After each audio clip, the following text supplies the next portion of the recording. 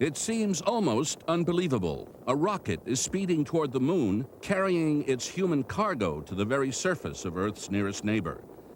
It is a technology that was born on the wings of science, but one that had its beginnings in the minds and the imaginations of the dreamers. It started during the reign of Tsar Nicholas II, when a Russian schoolmaster named Konstantin Tsiolkovsky dreamed of a journey to the moon. He developed a theory called reactive motion. Tsiolkovsky envisioned rockets that would be powered by a fuel of liquid hydrogen and liquid oxygen, not the 400,000 pounds of gun cotton described by Verne. A generation later, on the other side of the world, another imaginative young man was also dreaming of a voyage to the moon. His name was Robert Goddard.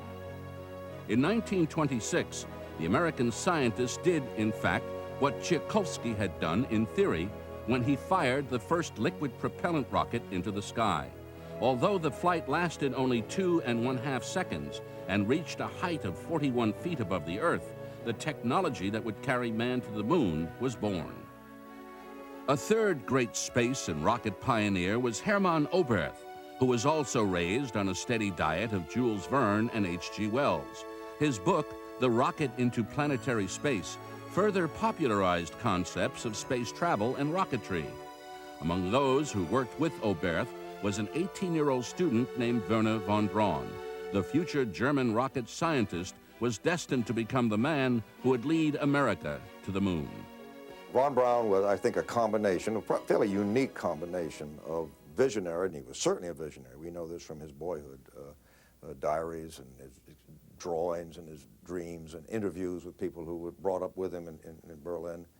And he was certainly a crackerjack engineer for all the grandiose plans that he had out there, huge space stations and 70 men going to Mars, all these grandiose plans. As an engineer, he was extremely conservative.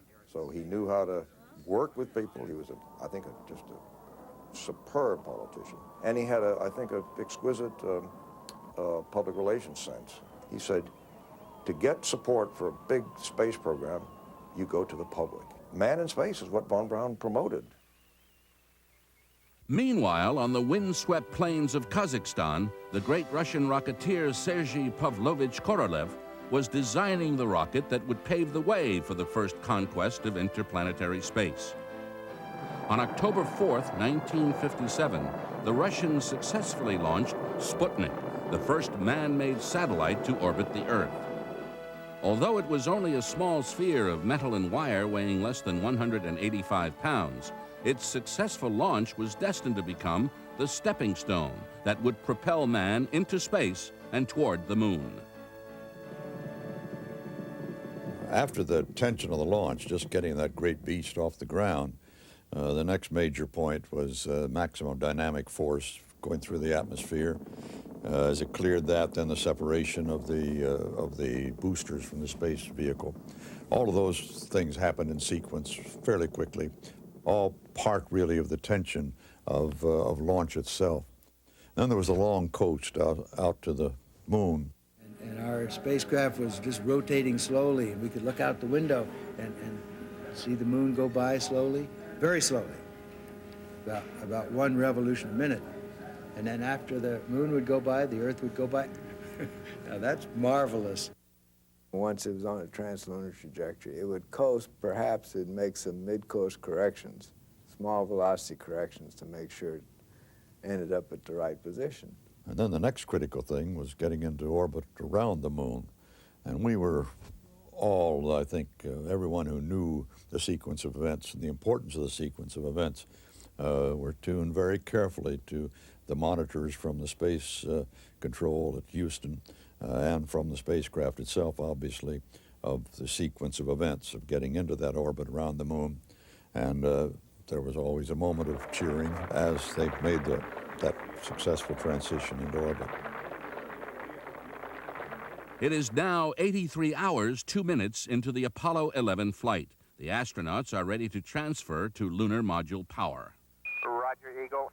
You're looking good here. Eagle. This is the first time the call sign has been heard during the mission. It echoes over the 250,000 miles that separates the spacecraft from home. When the sun was almost overhead and it was noon down below, the moon appeared to be a warm and a friendly place. On the other hand, near dawn or dusk, it became very foreboding looking. The craters cast very long shadows, and the place looked distinctly unfriendly. It seems almost impossible that it has been less than 12 years since Sputnik was hurled into space. When Sputnik 1 went up, I think it was sort of a wake-up call to all American technology. And you know, we had always looked at ourselves as being so preeminent in matters dealing with technology and research. But I think it was very difficult for most Americans to believe that here the Russians, the Soviets were, with their Bolshevik background and all the things that we looked at as sort of being below our standards of living and our science and our technology. And all at once, here they were ahead of us. When Sputnik went, our country was totally shook about the fact that we were second. Then they started launching dogs. Remember, they had them, we called them Mutniks after Sputnik. On October 7th, 1958, 1 year and 3 days after the Russians launched Sputnik, Project Mercury was born, and America was officially in the business of sending a man into space. The whole concept of going from manned airplane flight to manned space flight was what we were developing in Project Mercury. It was all new. We were charting new ground. We didn't really know what we were doing. We had to do it every day and develop it every day. We were too young to really get scared of doing anything, so we welcomed the challenge. It was a lot tougher than we of course thought it would be. But we were moving into space, and we were utterly naive. We were, in many cases, very lucky, but we just had the confidence to keep moving forward.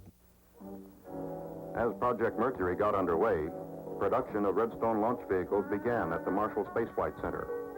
Careful, individual production of vehicles earmarked for Mercury from the day the first bolt came into the plant. In April of 1959, a little more than a year after the United States successfully launched its own first satellite, Explorer 1, America named its first team of astronauts: Alan Shepard, John Glenn, Gus Grissom, Scott Carpenter, Wally Schirra, Gordon Cooper, and Deke Slayton. 7 men who would become the new heroes of the 20th century. Suddenly we're famous. All of a sudden, from one day where I'm a lieutenant commander flying an F-4, and lots of people do that. Next day I'm a unique person, almost one of 7 at least, and we're suddenly well known. Well, we go out to Edwards Air Force Test Station, and we meet fellows like Scott Crossfield, who I admire very much. And Scotty almost snubbed us. He said, "Why are you guys so famous? You haven't done anything." We began to think of it. We hadn't done anything.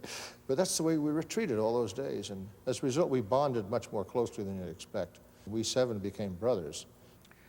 Well, I expect that most of us considered to be heroes, American heroes, and people of some accomplishments, people who are in history books.